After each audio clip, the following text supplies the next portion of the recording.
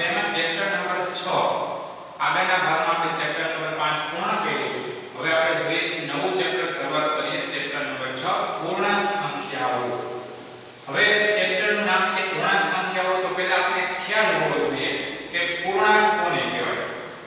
તો પૂર્ણાંક એટલે આપણે જોઈ ગયા છીએ કે એક વાસ્તવિક સંખ્યા આવે, એક પૂર્ણ સંખ્યા આવે, પછી પૂર્ણાંક સંખ્યા આવે. તો વાસ્તવિક સંખ્યા છે ઈ 1 થી સ્ટાર્ટ થાય. 1 2 3 4 5 અને અનંત સુધી ઈ વાસ્તવિક સંખ્યા. પછી પૂર્ણ સંખ્યા, બરાબર. તો પૂર્ણ સંખ્યા એટલે 0 થી સ્ટાર્ટ થાય. 0 1 2 3 4 5 અનંત સુધી.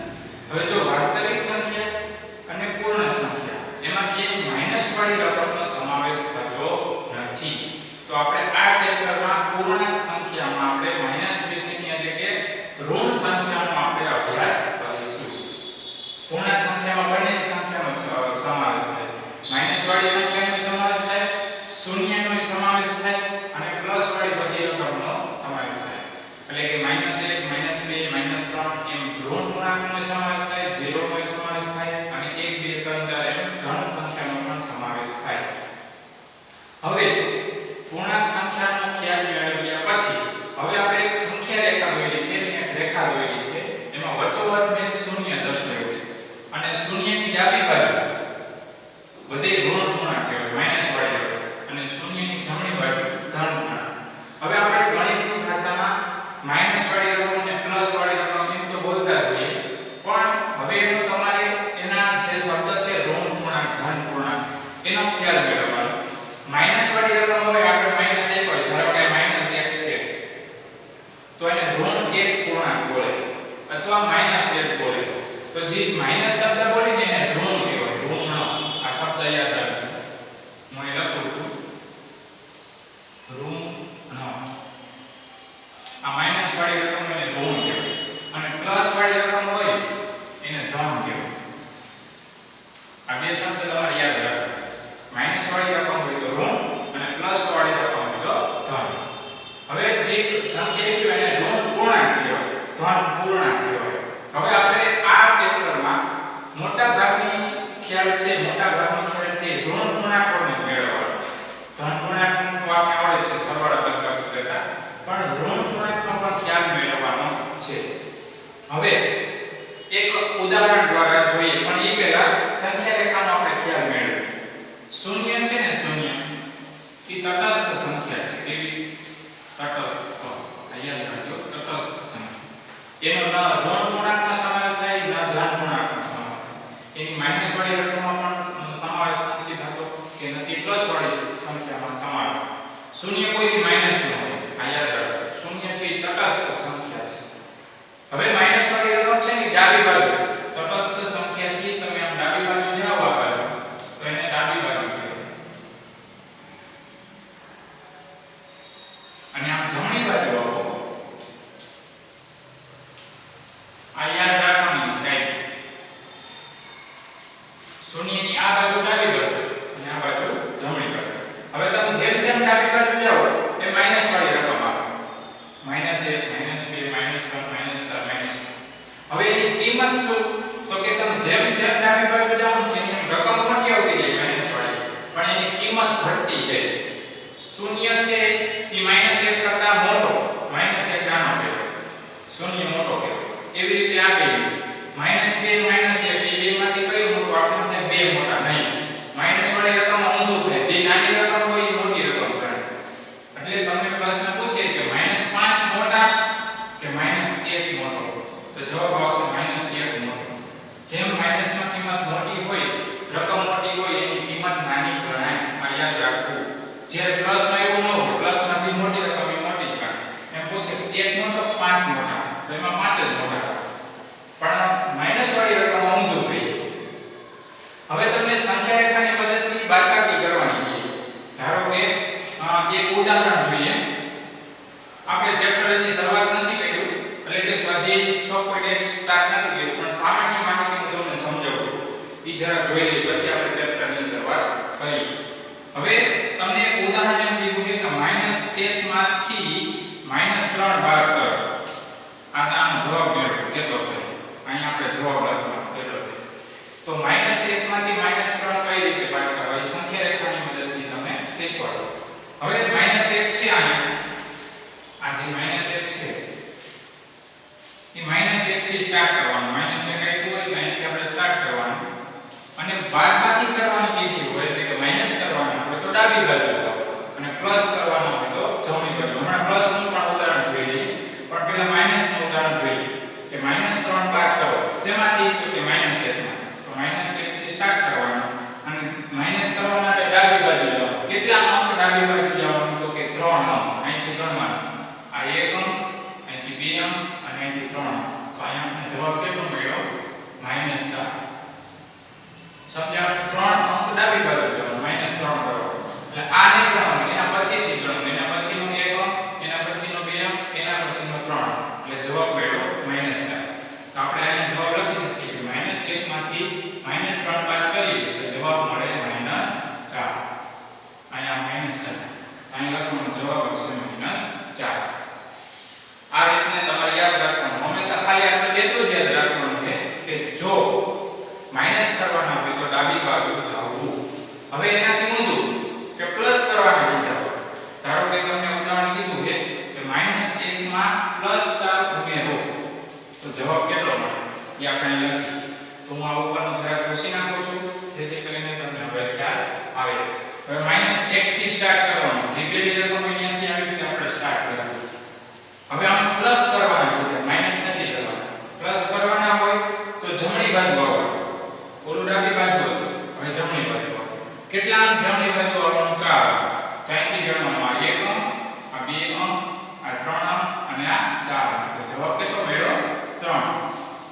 અહીંયા 3 અંક. તો અહીં લખવાનું કે -1 માં +4 ઉમેરી, -1 માં +4 ઉમેરી તો જવાબ કેટલો મળે છે? 3. અહીંયા જવાબ આવશે 3. આ ઉદાહરણ છે, યાદ રાખજો. ફરીથી રિપીટ કરાવું. જો માઈનસ કરવાના હોય તો ડાબી બાજુ જાઓ, પ્લસ કરવાના હોય તો જમણી બાજુ જાઓ. બીજું, શૂન્યની ડાબી બાજુ ઋણ પૂર્ણાંકો આવે, શૂન્યની જમણી બાજુ ધન પૂર્ણાંકો આવે. હવે બીજું એક વસ્તુ હજી સંખ્યારેખાનો મદદથી આપણે શીખી લઈએ, પછી આપણે ચેપ્ટરની શરૂઆત કરીએ.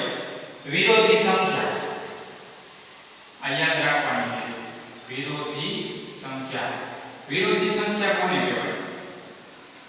તો કે જે રકમ આપી હોય એને આપણે માઈનસ કરવાનો, માઈનસ હોય તો પ્લસ કરવાનો. ધારો કે તમને કીધું 3, ખાલી 3, તો 3 નું વિરોધી સંખ્યા શું થાય? -3.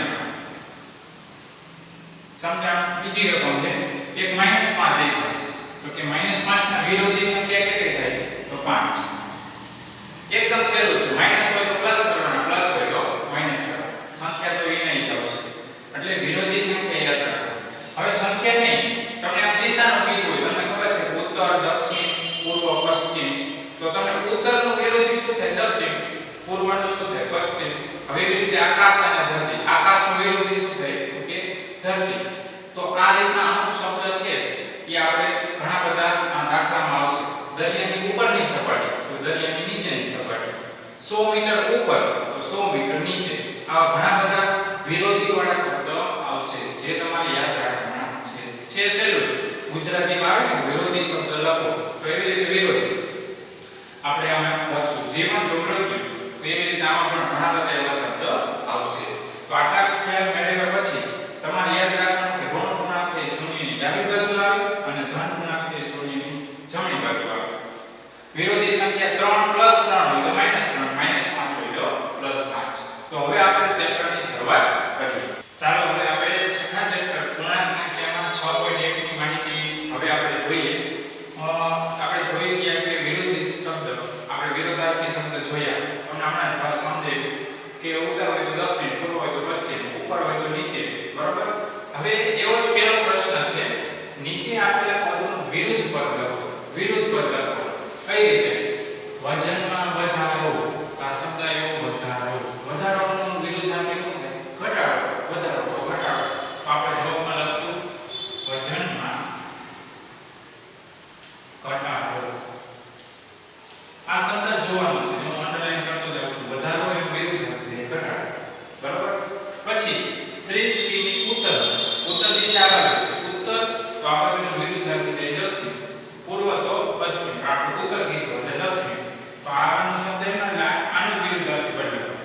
30 કિમી, અહીં લખશું 30 કિમી. આ છે ઉત્તરમાં, તો અહીંયા આવશે દક્ષિણમાં. ક્યુ પછી 326 બીસી. બીસી એટલે A B C D. તો એનો ચાર શબ્દ આપણે પહેલા લઈએ કેપિટલ અક્ષર A B C D. તો એમાં BC એવું, તો BC માં ચાર શબ્દમાંથી કયા ભાગી AB. તો અહીં લખશું 326. B નું A થાય અને C નું D થાય વિરુદ્ધ. આ એનું શબ્દ યાદ રાખવાનો. BC તો AB. પછી 700 રૂપિયાનું નુકસાન. નુકસાનનું વિરુદ્ધાર્થી શું થાય? ફાયદો. તો અહીં લખશું 700 રૂપિયાનો ફાયદો. 700 રૂપિયાનો ફાયદો. અંડરલાઈન કરેલા છે એ વિરુદ્ધાર્થી શબ્દ છે. પછી છેલ્લો પ્રશ્ન, દરિયાની સપાટીથી 100 મીટર ઉપર. હવે જુઓ, ઉપરનું વિરુદ્ધાર્થી શું થાય? નીચે. આગળનું બધું એમાં ઉપરની જગ્યાએ નીચે. કાંઈ લખશું દરિયાની સપાટીથી 100 મીટર ઉપર છે, તો એનું શું આવશે? નીચે. આ કેવું કર્યું? એકદમ સરળ પ્રશ્ન છે.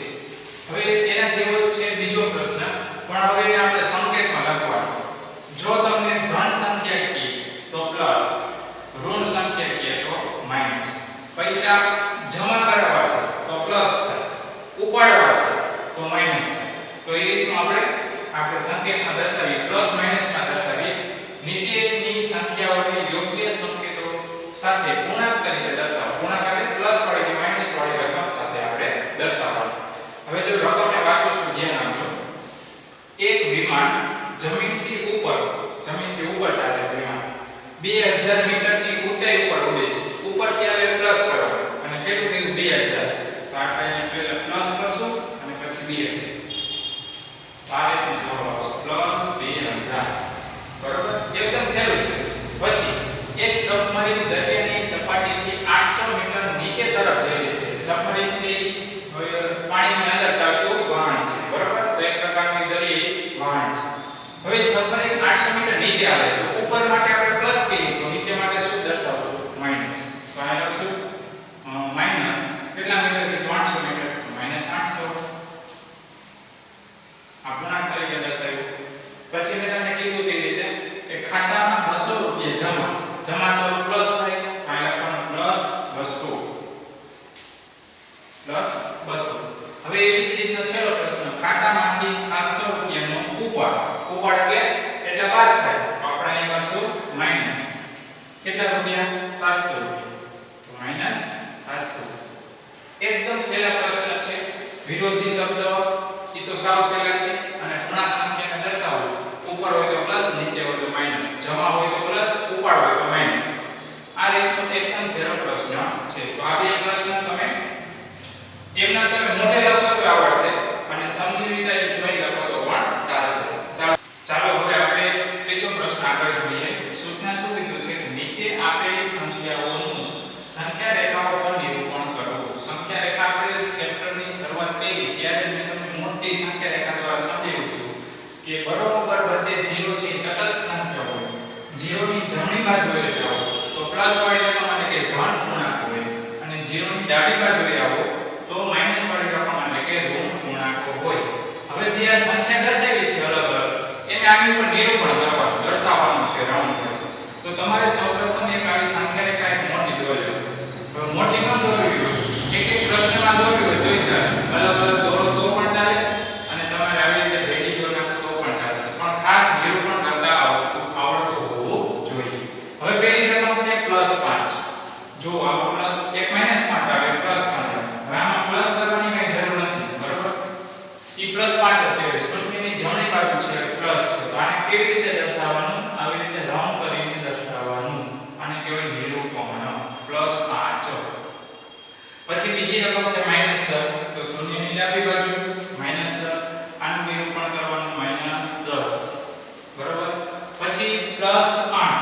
હવે +8 થી શૂન્યની જમણી બાજુ આવે પ્લસ વાળી રકમ, તો કે +8 આ છેલ્લી રકમ છે, તો આનું નિરૂપણ કરવાનું અહીંયા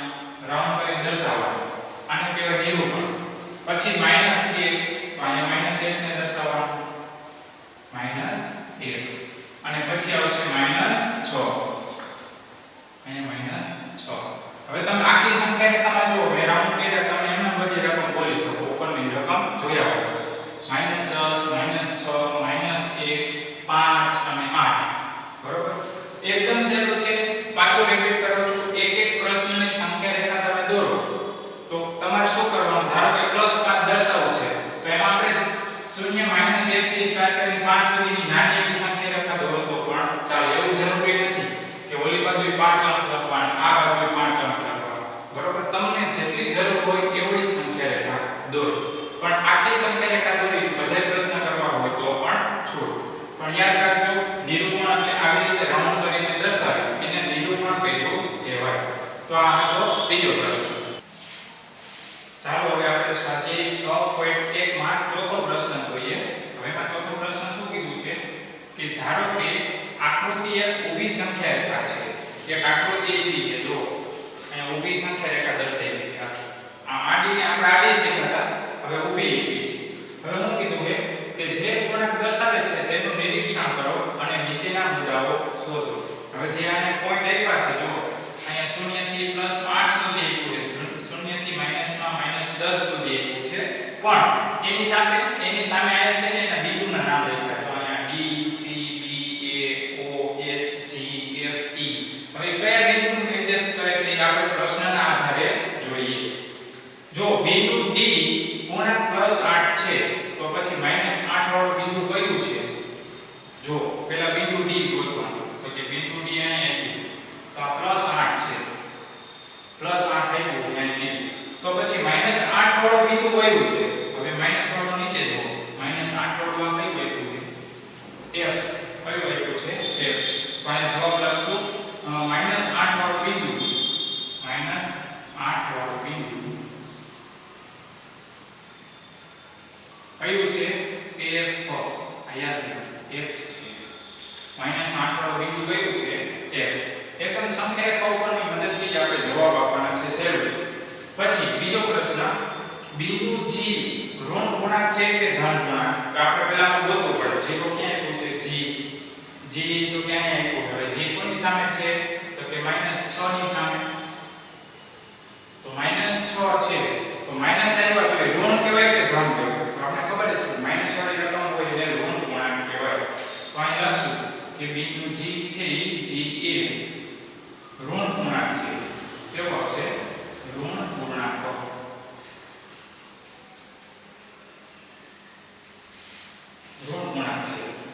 પછી બિંદુ B અને બિંદુ E ના સંગત પૂર્ણાંક લખો. હવે બિંદુ B, હવે આમાં જોવો છે B તો અહીં ક્યાં આપ્યું છે? +4. બરોબર. તો એનું સંગત બિંદુ કયું આવશે? -4. સંગત શબ્દ યાદ રાખવાનો. જો તમે કહે તો પ્લસ હોય તો માઈનસ, તો B નું આવશે -4 ઓલ +4. અને બિંદુ E કીધું છે. હવે E બિંદુ હોય તો આમાં ક્યાં આપ્યું છે? તો કે નીચે -10. તો -10 નું શું થાય? +10. અહીં લખશું E બરાબર +10. આ તમારે યાદ રાખવાનું. સંગત શબ્દ યાદ રાખવાનો, વિરુદ્ધાર્થી લેવો. જે આપ્યું એનું વિરુદ્ધાર્થી કરવાનું. પછીનો પ્રશ્ન, આ સંખ્યા રેખા ઉપર નિર્દેશ કરો કે કયા બિંદુની કિંમત સૌથી ઓછી છે. હવે આપણે આગળ શીખી ગયા કે જે માઈનસ વાળી રકમ હોય એ સૌથી મોટી રકમ હોય એની કિંમત સૌથી નાની ગણાય. હવે આમાંથી માઈનસ વાળી રકમ પ્લસ વાળી તો બધી મોટી છે, તો માઈનસ વાળીમાં સૌથી મોટી રકમ કઈ છે? -10. તો એમાં કયું બિંદુ આવશે? E. E બિંદુનું નિર્દેશન કરે છે. એટલે અહીં આવશે કયા બિંદુ આવશે? તો કે E બિંદુ છે એની કિંમત સૌથી ઓછી છે. પછી છેલ્લો પ્રશ્ન, તમામ બિંદુને મૂલ્યના ઘટતા ક્રમમાં ગોઠવો. મૂલ્ય એટલે એની કિંમત અને ઘટતા ક્રમમાં. ઘટતા એટલે સૌથી મોટી રકમ લખવાની, એટલે કે એનું બિંદુ લખવાનું, પછી એનાથી નાની કિંમત વાળું, એનાથી નાની. હવે આમાં આ ઊભી જે સંખ્યા રેખા આપી છે એમાં સૌથી મોટી કિંમત 8 છે. તો અહીંથી આપણે લાઈનમાં બધા લખી નાખવાના બિંદુ D C B. અહીંયા લખતો જાવ તો પહેલા આવશે D, બિંદુના નામથી આવે બિંદુ લખો D, પછી C, પછી B, પછી A, પછી O, પછી H, પછી G, પછી છે F અને E. F અને E. આ આપણે જે કિંમત લખી એના મૂલ્યના ઘટતા ક્રમમાં કીધું, વધતા ક્રમમાં કીધું તો આ બધી ઊંધો આવે, h થી શરૂઆત થાય. બરોબર? તો આ જે ઊભી સંખ્યા રેખાની મદદથી આપણે આ પ્રશ્ન જોયા. તો એકવાર તમે સમજી અને લખી લેજો, પછી આપણે જોઈએ. હવે જોઈએ આપણે પાંચમો પ્રશ્ન. વર્ષના એક ખાસ દિવસે ભારતમાં 5 સ્થળોના તાપમાનની યાદી નીચે પ્રમાણે છે. હવે એક જ દિવસે આખા વર્ષની વાત કરી છે, એમાં એક જ દિવસે અલગ અલગ 5 સિટીના નામ લખ્યા, 5 સ્થળના નામ લખ્યા છે. હવે 5 સ્થળમાં અલગ અલગ તાપમાન નોંધાણું છે. હવે એમાં પહેલો પ્રશ્ન છે, આ સ્થળોના તાપમાન ખાલી સ્તંભમાં પૂર્ણાંકના સ્વરૂપમાં લખો. હવે આપણે એને પૂર્ણાંક સ્વરૂપમાં લખવાનું, એટલે કે પ્લસ કે માઈનસ વાળી સંખ્યામાં લખવાનું છે. હવે જો સિયાચીનનું તાપમાન કેટલું છે? સિયાચીનનું તો કે 0 સેલ્સિયસ થી 10 સેલ્સિયસ નીચું તાપમાન કીધું હોય તો આપણે જોયું હતું કે ઉપર કીધું હોય તો પ્લસ કહેવાનું, નીચે હોય તો માઈનસ કહેવાનું. તો 10 સેલ્સિયસ નીચું છે, તો આમાં આપણે પૂર્ણાંક સ્વરૂપે લખશું -10. બરોબર? પછી શિમલાનું તાપમાન કેટલું છે? તો કે 0 સેલ્સિયસ થી 2 સેલ્સિયસ નીચું. હવે -2 આવશે, નીચું છે એટલે -2. પછી અમદાવાદનું તાપમાન કેટલું છે? તો કે 0 સેલ્સિયસ થી 30 સેલ્સિયસ ઊંચું એટલે પ્લસ +30. પછી એવી જ રીતે દિલ્હીનું તાપમાન 0 સેલ્સિયસ થી 20 સેલ્સિયસ ઊંચું, તો એમાં પણ શું આવશે? +20. પછી શ્રીનગરનું તાપમાન છે 0 સેલ્સિયસ થી 5 સેલ્સિયસ નીચું, એટલે આમાં આવશે -5.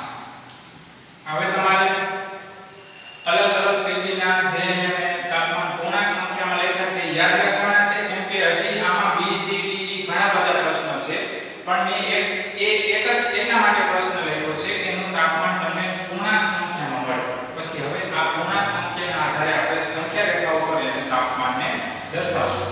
તો સિયાચીનમાં આવશે -10 સેલ્સિયસ, શિમલામાં આવશે -2 સેલ્સિયસ, અમદાવાદમાં આવશે +30 સેલ્સિયસ, દિલ્હીમાં આવશે +20 સેલ્સિયસ અને શ્રીનગરનું તાપમાન આવશે -5 સેલ્સિયસ.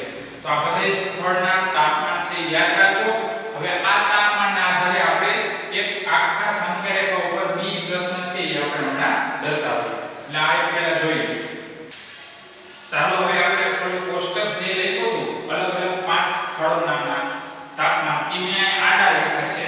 જો હું તમને એકવાર રિપીટ કરી દઉં, એમાં સિયાચીનનું -10 સેલ્સિયસ છે, પછી શિમલાનું -2 સેલ્સિયસ છે, -2 સેલ્સિયસ, પછી અમદાવાદનું છે +30 સેલ્સિયસ, દિલ્હીનું +20 સેલ્સિયસ અને શ્રીનગરનું -5 સેલ્સિયસ.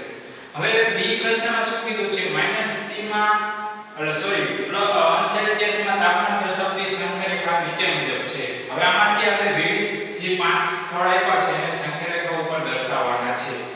તો સૌપ્રથમ આપણે સિયાચીન લઈએ, તો એમાં -10 છે.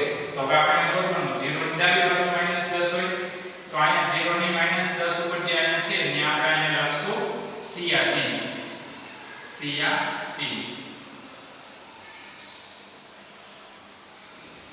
આપણે સ્થળનું નામ લઈશું. બરોબર? એનું તાપમાન છે -10 સેલ્સિયસ. પછી શિમલા -2 સેલ્સિયસ. તો અહીંયા જો 0 થી સીધું -5 આવે, તો હવે એમાં -2 કઈ રીતે ગોતવું? તો એમાં નાના 4 આંક આપ્યા હોય. એમાં પહેલો કે -1 -2 -3 -4 અને -5 મોટો. તો જે નાના સેમીમાં આપ આપ્યા હોય એમાં આપણે -2 નો જે બીજો લીટો છે, પહેલો ને બીજો, એના વડે આપણે દર્શાવી અહીંયા બીજા લીટા ઉપર, અને એનું નામ આવશે શિમલા. આ -10 સિયાચીન, આ -2 શિમલા. હવે આપણે ત્રીજું જોઈએ અમદાવાદનું કેટલું છે? +30. હવે જો આમાં +30 અહીંયા આપ્યું છે, આનું આવશે અહીંયા આવશે અમદાવાદ. આપણે સંખ્યા રેખા ઉપર નિરૂપણ કર્યું આગળનો પ્રશ્ન એના જેવું છે. પછી દિલ્હીનું +20, તો શૂન્યની જમણી બાજુ +20 અહીંયા આવશે દિલ્હી, અને અને છેલ્લું સ્થળ છે શ્રીનગર -5 અંશ સેલ્સિયસ. તો જો અહીંયા -5 આપ્યું છે, અહીંયા સમાય નથી એટલે આનો લીટરમાં અહીંયા લગાવી અને અહીંયા લખું છું અને આ નામ આપણે શું લખશું? શ્રીનગર. તો અહીંયા લખું છું શ્રીનગર. પણ યાદ રાખો આ બે અહીંથી છે, બરોબર?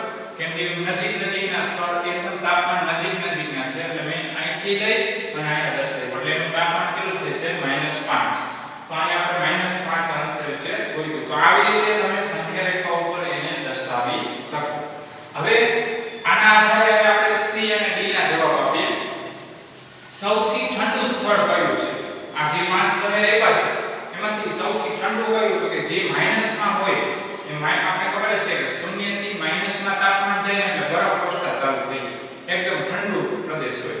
તો માઈનસમાં જે મોટી કિંમત કઈ છે એમાંથી?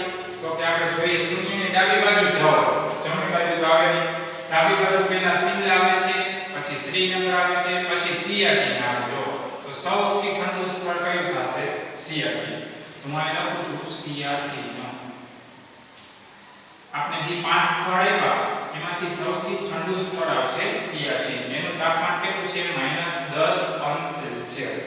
હવે ડી એવા સ્થળના નામ લખો કે જેનું તાપમાન 10 અંશ સેલ્સિયસ થી ઊંચું હોય, +10. હવે જો અહીંયા +10 આપ્યા, એનાથી નીચેવાળા બધા. હવે એનાથી ઊંચા સ્થળવાળા કયા છે? તો કે બે છે, દિલ્હી. તો અહીંયા આપણે પહેલો જવાબ લખશું દિલ્હી. એનું તાપમાન કેટલું છે? અહીંયા લખીએ દિલ્હીનું તાપમાન કેટલું છે? +20 અંશ સેલ્સિયસ. અને પછી એનું આવશે અમદાવાદ. અહીંયા લખીએ અમદાવાદ બીજું. અમદાવાદનું તાપમાન કેટલું છે? આગળ જો 30 અંશ સેલ્સિયસ +30 અંશ સેલ્સિયસ. તો આ રીતે આ પ્રશ્નમાં વિવિધ 5 સ્થળોના અલગ અલગ તાપમાન એક જ દિવસના તાપમાનને આપણે કોષ્ટકમાં પૂર્ણાંક સંખ્યામાં જોયું. પછી એને આપણે સંખ્યા રેખા ઉપર નિરૂપણ કર્યું અને સંખ્યા રેખાના આધારે આપણે સૌથી ઠંડુ સ્થળ ગોત્યું અને 10 અંશ સેલ્સિયસ થી ઊંચા તાપમાનવાળા કયા સિટી છે દિલ્હી અને અમદાવાદ ઈ આપણે